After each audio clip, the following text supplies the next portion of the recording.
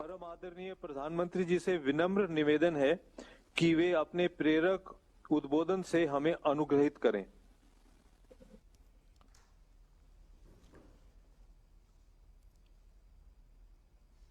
कार्यक्रम के शुरुआत में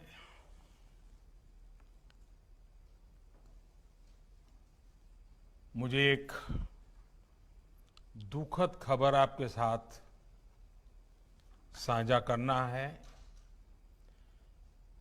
बिहार के दिग्गज नेता श्रीमान रघुवर प्रसाद सिंह वे अब हमारे बीच नहीं रहे हैं। मैं उनको नमन करता हूं। रघुवंश बाबू के जाने से बिहार और देश की राजनीति में शून्य पैदा हुआ। जमीन से जुड़ा व्यक्तित्व, गरीबी को समझने वाला व्यक्तित्व, पूरा जीवन बिहार के संघर्ष में बिताया। जिस विचारधारा में वो पले बढ़े, जीवन भर उसको जीने का उन्होंने प्रयास किया। मैं जब भारतीय जनता पार्टी के संगठन के कार्यकर्ता के रूप में काम करता था, उस काल से मेरा उनका निकट परिचय रहा। अनेक टीवी डिबेट में काफी वाद विवाद संघर्ष करते रहते थे हम लोग। बाद में वो केंद्रीय मंत्रिमंडल में थे यूपीए में। मैं गुजरात के मुख्यमंत्री के नाते भी उनके साथ लगातार संपर्क में रहता था विकास के कामों को लेकर के। और पिछले 3-4 दिन से वे चर्चा में भी थे। उनके स्वास्थ्य लाभ के लिए मैं स्वयं भी चिंता करता था, लगातार जानकारियां लेता रहता था और मुझे लगता था कि बहुत ही जल्द ठीक होकर के वो वापस बिहार की सेवा में लग जाएंगे। लेकिन उनके भीतर एक मंथन भी चल रहा था। जिन आदर्शों को लेकर के चले थे, जिनके साथ चले थे, उनके साथ चलना अब उनके लिए संभव नहीं रहा था और मन पूरी तरह उस जद्दोजहद में था। और 3-4 दिन पहले उन्होंने अपनी भावना को चिट्ठी लिख करके प्रकट भी कर दिया। लेकिन साथ साथ भीतर अपने क्षेत्र के विकास की भी उतनी ही चिंता थी। तो उन्होंने बिहार के मुख्यमंत्री जी को अपनी एक विकास के कामों की सूची भेज दी। बिहार के लोगों की चिंता, बिहार के विकास की चिंता उस चिट्ठी में प्रकट होती है। मैं नीतीश जी से जरूर आग्रह करूंगा कि रघुवंश प्रसाद जी ने अपनी आखिरी चिट्ठी में जो भावनाएं प्रकट की हैं, उसको परिपूर्ण करने के लिए आप और हम मिलकर के पूरा प्रयास करें, क्योंकि पूरी तरह विकास की ही बातें उन्होंने लिखी थी। उसको जरूर करें। मैं फिर एक बार आज कार्यक्रम के प्रारंभ में ही श्रीमान रघुवर सिंह प्रसाद जी से आदरपूर्वक श्रद्धांजलि देता हूं, उनको नमन करता हूं। बिहार के गवर्नर श्री फागू चौहान जी, बिहार के मुख्यमंत्री श्रीमान नीतीश कुमार जी, केंद्रीय मंत्रिपरिषद में मेरे सहयोगी श्रीमान धर्मेंद्र प्रधान जी,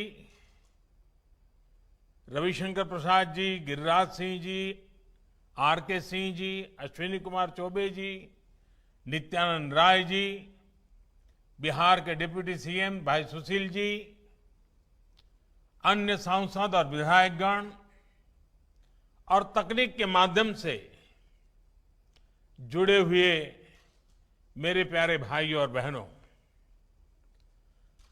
अपने सबके प्रणाम करे छिए। आज के ई आयोजन शहीद अरु शूरवीर के धरती बांका में हो रहल छे। जे योजना के लोकार्पण आज होलो छे, ओकरो लाभ बिहार के संगे संगे पूर्वी भारत के बड़ा हिस्सा के भी मिलते। आज 900 करोड़ रुपया से बेसी के जो लोकार्पण और शिलान्यास कैलो गेल छे, ओकरा में एलपीजी पाइपलाइन छे, दूटा बड़ा बॉटलिंग प्लांट भी छे। ये सब सुविधा ले ली विकास के ये सब प्रोजेक्ट्स खातिर बिहारवासी लोगन के बहुत बहुत बधाई है। साथियों, कुछ वर्ष पहले जब बिहार के लिए विशेष पैकेज की घोषणा की गई थी, तो उसमें बहुत फोकस राज्य के इंफ्रास्ट्रक्चर पर था। मुझे खुशी है कि इसी से जुड़े एक महत्वपूर्ण गैस पाइपलाइन प्रोजेक्ट के दुर्गापुर बांका सेक्शन लोकार्पण का मुझे सौभाग्य मिला है। 1.5 साल पहले इस प्रोजेक्ट का शिलान्यास करने का भी अवसर मुझे मिला था। इस सेक्शन की लंबाई करीब करीब 200 किलोमीटर है। मुझे बताया गया है कि इस रूट पर पाइपलाइन बिछाकर काम पूरा करना बहुत ही चुनौतीपूर्ण था। जिस रास्ते में 10 के करीब बड़ी नदियां हो, कई किलोमीटर के घने जंगल और चट्टानी रास्ते हो, वहां काम करना इतना आसान भी नहीं होता। नई इंजीनियरिंग तकनीक, राज्य सरकार के सक्रिय सहयोग,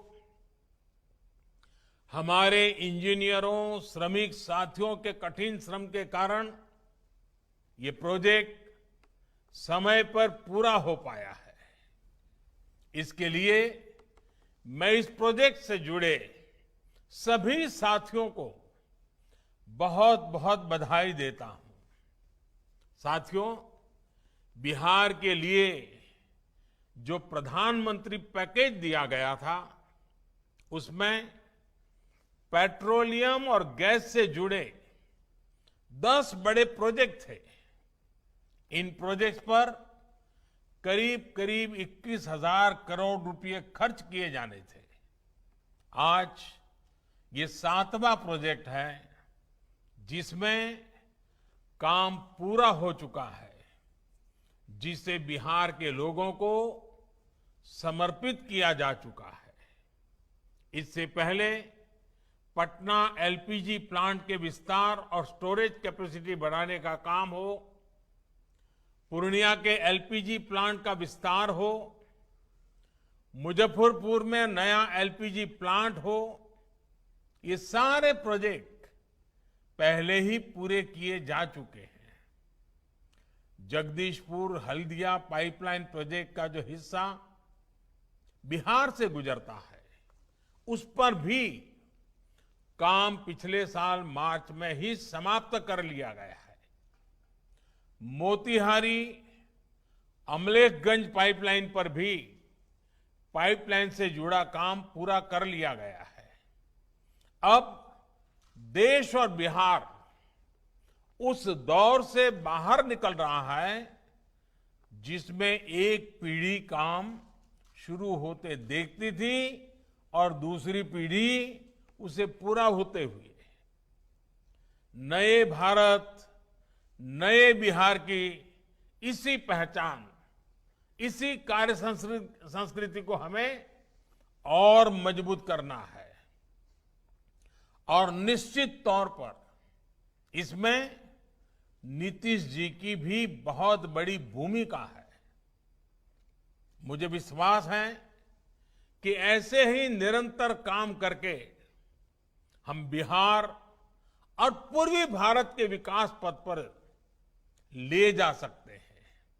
साथियों, हमारे शास्त्रों में कहा गया है, सामर्थ्यम मूलम स्वातंत्रम, श्रम मूलम वैभवम, यानी सामर्थ्य स्वतंत्रता का स्रोत है और श्रम शक्ति किसी भी राष्ट्र की प्रगति का आधार होती है। बिहार सहित पूर्वी भारत में ना तो सामर्थ्य की कमी है और ना ही प्रकृति ने यहां संसाधनों की कमी रखी है। बावजूद इसके बिहार और पूर्वी भारत विकास के मामले में दशकों तक पीछे ही रह गए। इसकी बहुत सारी वजह राजनीतिक थी, आर्थिक थी, प्राथमिकताओं की थी। इन स्थितियों की वजह से पूर्वी भारत या बिहार के इंफ्रास्ट्रक्चर प्रोजेक्ट हमेशा अंतहीन देरी का शिकार रहे। एक समय था जब road connectivity, rail connectivity, air connectivity, internet connectivity, ये सब प्राथमिकताओं में थे ही नहीं। इतना ही नहीं, अगर रोड बनाने की बात करते तो ये पूछा जाता था, ये तो गाड़ी वालों के लिए बन रहा है, पैदल वालों के लिए क्या है? यानी सोच में ही गड़बड़ थी। ऐसे में गैस बेस्ड इंडस्ट्री और पेट्रो कनेक्टिविटी की तो बिहार में पुराने जमाने में कल्पना भी नहीं की जा सकती थी। लैंड लॉक स्टेट होने की वजह से बिहार में पेट्रोलियम और गैस से जुड़े वो साधन संसाधन उपलब्ध नहीं हो पाते थे जैसे समंदर से सटे राज्यों में होते हैं। इसलिए बिहार में गैस आधारित उद्योगों का विकास एक बड़ी चुनौती थी। साथियों, गैस बेस्ड इंडस्ट्री और पेट्रो कनेक्टिविटी, ये सुनने में बड़े टेक्निकल से टर्म लगते हैं, लेकिन इनका सीधा असर लोगों के जीवन पर पड़ता है, जीवन स्तर पर पड़ता है। गैस बेस्ड इंडस्ट्री और पेट्रो कनेक्टिविटी रोजगार के भी लाखों नए अवसर बनाती है। आज जब देश के अनेकों शहरों में सीएनजी पहुंच रही है, पीएनजी पहुंच रही है, तो बिहार के लोगों को, पूर्वी भारत के लोगों को भी ये सुविधाएं उतनी ही आसानी से मिलनी चाहिए। इसी संकल्प के साथ हम आगे बढ़े। प्रधानमंत्री ऊर्जा गंगा योजना के तहत पूर्वी भारत को पूर्वी समुद्री तट के पारादीप और पश्चिमी समुद्री तट से के कांडला से जोड़ने का भागीरथ प्रयास शुरू हुआ। करीब 3000 किलोमीटर लंबी पाइपलाइन से 7 राज्यों को जोड़ा जा रहा है, जिसमें बिहार का भी प्रमुख स्थान है। पारादीप हल्दिया से आने वाली लाइन अभी बांका तक पूरी हो चुकी है। इसको आगे पटना, मुजफ्फरपुर तक विस्तार दिया जा रहा है। कांडला से आने वाली पाइपलाइन जो गोरखपुर तक पहुंच चुकी है, उसको भी इससे जोड़ा जा रहा है। जब ये पूरा प्रोजेक्ट तैयार हो जाएगा तो ये विश्व की सबसे लंबी पाइपलाइन परियोजनाओं में से एक हो जाएगी। साथियों, इसी गैस पाइपलाइन की वजह से अब बिहार में ही सिलेंडर भरने के बड़े बड़े प्लांट लग पा रहे हैं। बांका और चंपारण में ऐसे ही 2 नए बॉटलिंग प्लांट्स का आज लोकार्पण किया गया है। इन दोनों प्लांट्स में हर साल 1.25 करोड़ से ज्यादा सिलेंडर भरने की क्षमता है। इन प्लांट से आपके बिहार के बांका, भागलपुर, जमुई, अररिया, किशनगंज, कटिहार, पूर्वी चंपारण, पश्चिम चंपारण, मुजफ्फरपुर, सिवान, गोपालगंज और सीतामढ़ी जिलों को इसकी सुविधा मिलेगी। वहीं झारखंड के गोड्डा, देवघर, दुमका, साहिबगंज, पाकुड़ जिलों और उत्तर प्रदेश के कुछ क्षेत्रों की एलपीजी से जुड़ी जरूरतों को ये प्लांट पूरा करेंगे।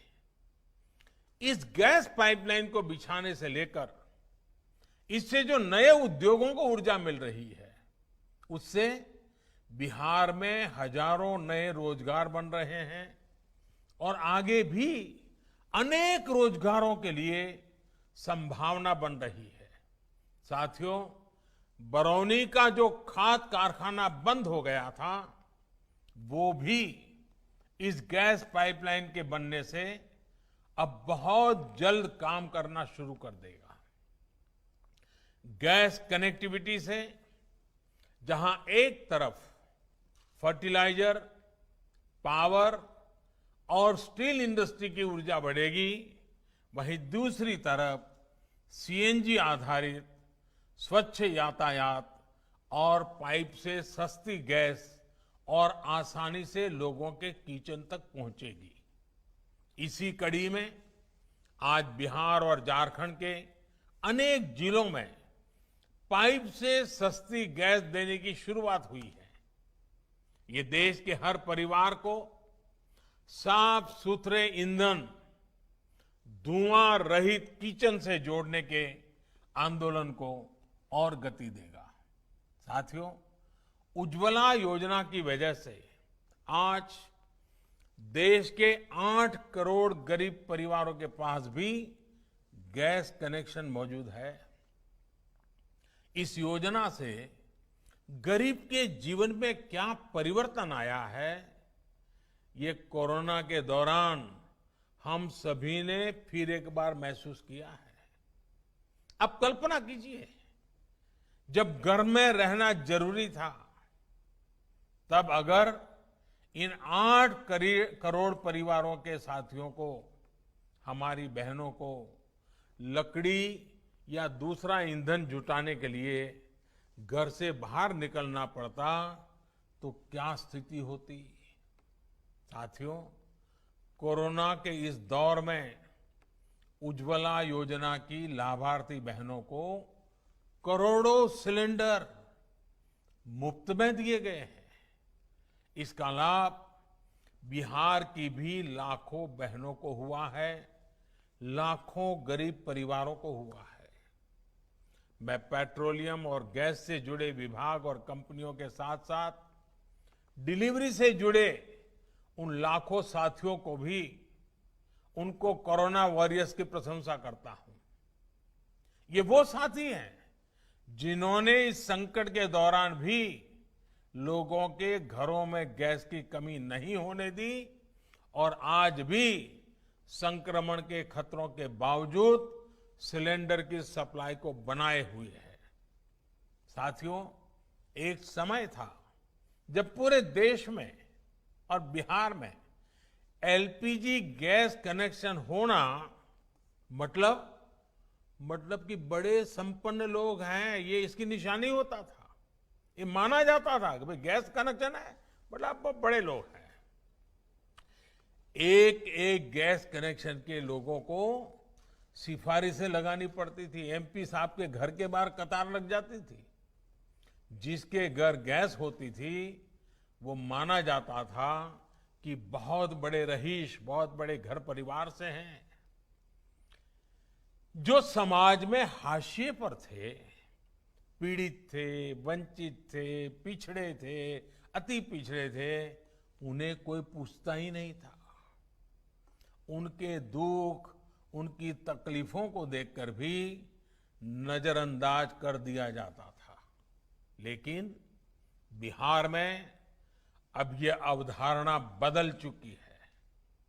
उज्ज्वला योजना के माध्यम से ही बिहार के करीब करीब 1.25 करोड़ गरीब परिवारों को गैस का मुफ्त कनेक्शन दिया गया है।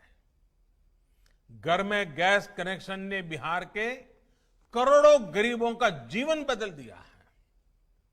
अब वो अपनी शक्ति खाना बनाने के लिए लकड़ी के इंतजाम में नहीं, बल्कि खुद को आगे बढ़ाने में लगा रहा है। साथियों, जब मैं कहता हूं कि बिहार देश की प्रतिभा का पावर हाउस है, ऊर्जा केंद्र है, तो ये कोई अतिशयोक्ति नहीं होगी। बिहार के युवाओं की, यहां की प्रतिभा का प्रभाव चारों तरफ है, सब जगह है। भारत सरकार में भी बिहार के ऐसे कितने ही बेटे बेटियां हैं जो देश की सेवा कर रहे हैं, दूसरों के जीवन में सकारात्मक बदलाव ला रहे हैं। आप किसी भी आईआईटी में चले जाइए, वहां भी बिहार की चमक दिखेगी। किसी और संस्थान में चले जाइए, आंखों में बड़े बड़े सपने लिए, देश के लिए कुछ कर गुजरने का जज्बा लिए बिहार के बेटे बेटियों सब जगह कुछ न कुछ हटकर कर रहे हैं। बिहार की कला, यहां का संगीत, यहां का स्वादिष्ट खाना, इसकी तारीफ तो पूरे देश में होती ही है। आप किसी दूसरे राज्य में भी चले जाइए, बिहार की ताकत, बिहार की टैलेंट, बिहार का श्रम की छाप आपको हर राज्य के विकास में दिखेगी। बिहार का सहयोग सबके साथ है। यही तो बिहार है, यही तो बिहार की अद्भुत क्षमता है। इसलिए ये हमारा भी कर्तव्य है, और मैं तो कहूंगा कि कहीं न कहीं हमारे ऊपर बिहार का कर्ज है कि हम बिहार की सेवा करें। हम बिहार में ऐसा सुशासन रखें जो बिहार का अधिकार है। साथियों, पिछले 15 सालों में बिहार ने ये दिखाया भी है कि अगर सही सरकार हो, सही फैसले लिए जाए, स्पष्ट नीति हो, तो विकास होता है और हर एक तक पहुंचता भी है।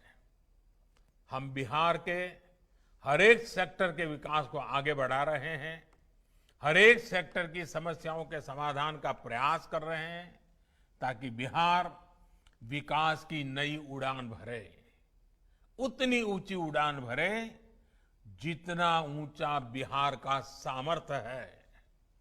साथियों, बिहार में कुछ लोग कभी ये कहते थे कि बिहार के नौजवानों पढ़ लिख कर क्या करोगे, उन्हें तो खेत में ही काम करना है।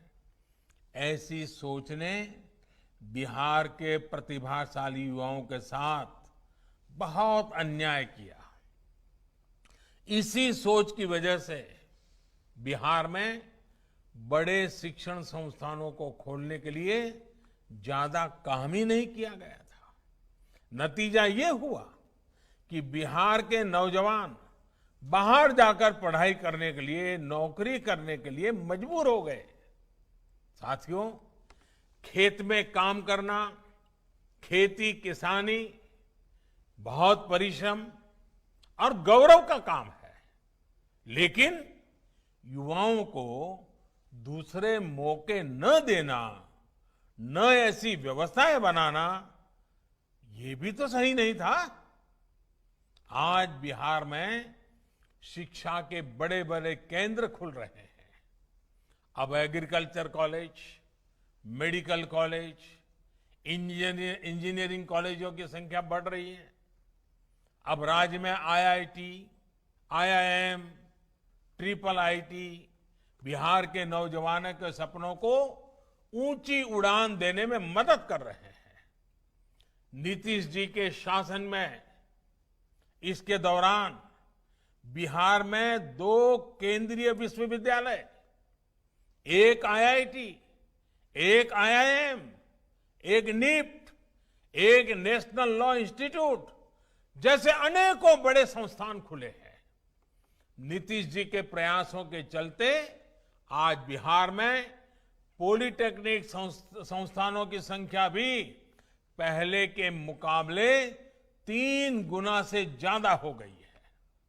स्टार्टअप इंडिया, मुद्रा योजना ऐसी योजनाओं ने बिहार के नौजवानों को स्वरोजगार के लिए जरूरी राशि मुहैया कराई है। सरकार का प्रयास ये भी है कि जिला स्तर पर कौशल केंद्रों के माध्यम से बिहार के नौजवानों को स्किल बढ़ाने की ट्रेनिंग दी जा सके। साथियों, बिहार में बिजली की क्या स्थिति थी, ये भी जग जाहिर है। गांवों में 2-3 घंटे बिजली आ गई तो भी बहुत माना जाता था। शहर में रहने वाले लोगों को भी 8-10 घंटे से ज्यादा बिजली नहीं मिलती थी। आज बिहार के गांवों में, शहरों में बिजली की उपलब्धता पहले के मुकाबले कहीं ज्यादा हुई है। साथियों, पावर, पेट्रोलियम और गैस से जुड़े सेक्टर में जो आधुनिक इंफ्रास्ट्रक्चर का निर्माण हो रहा है, जो रिफॉर्म लाए जा रहे हैं, वो लोगों का जीवन आसान बनाने के साथ साथ उद्योगों और अर्थव्यवस्था को भी गति दे रहे हैं। कोरोना के इस कालखंड में अब एक बार फिर पेट्रोलियम से जुड़े इंफ्रास्ट्रक्चर के कार्यों ने गति पकड़ ली है।